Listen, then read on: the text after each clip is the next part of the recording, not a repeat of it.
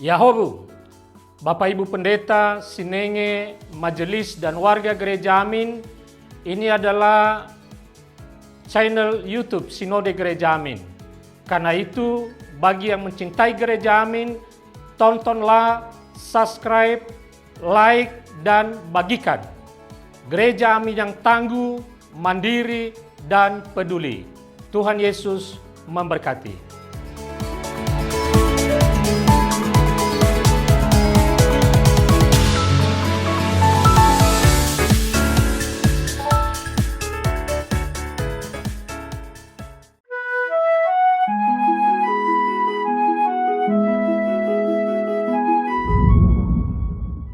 Sahabat YKB yang dikasihi Tuhan, senang dapat kembali menjumpai saudara dalam acara Wasiat Kekal, berupa renungan firman Tuhan yang memandu kehidupan kita.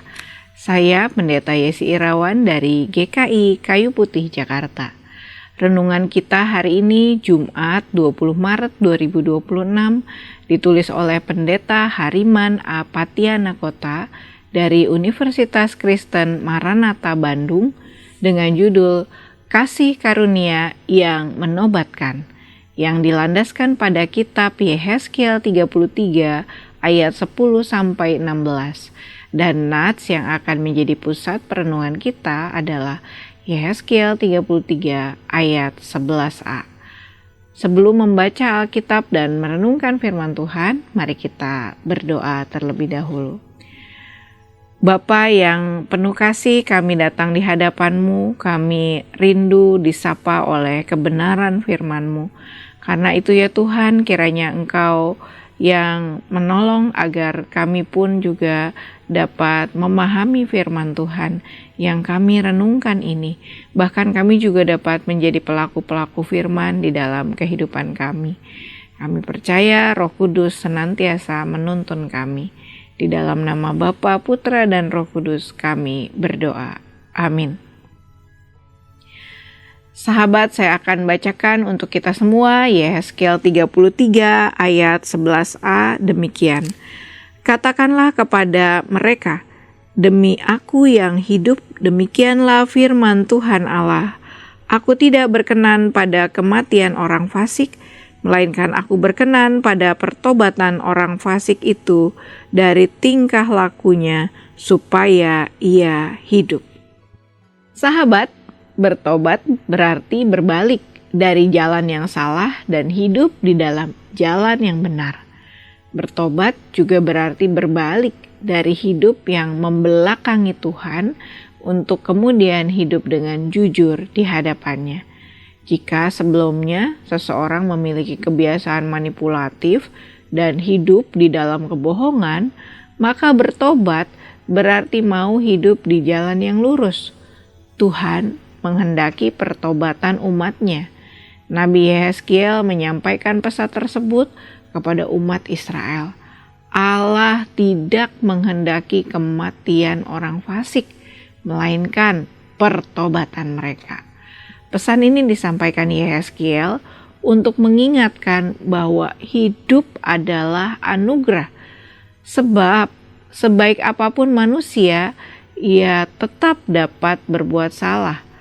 Sebaliknya, sejahat apapun manusia, ia pun masih dapat melakukan kebaikan. Bukan karena kebaikan seseorang lalu ia diselamatkan, dan bukan pula karena kejahatan lalu ia ditimpa kemalangan. Namun Allah menghendaki perubahan. Allah mau mereka bertobat dari hidup. Karena itu mereka harus terbuka untuk belajar dari pengalaman dan terbuka untuk menerima kasih karunia Allah.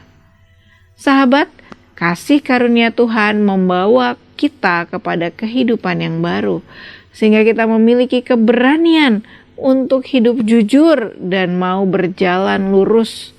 Jangan terpaku pada besar kecilnya dosa, tetapi sandarkanlah hidup pada kekuatan kasih karunia Tuhan. Sejauh apapun kita telah pergi, cintanya selalu mampu membawa kita kembali.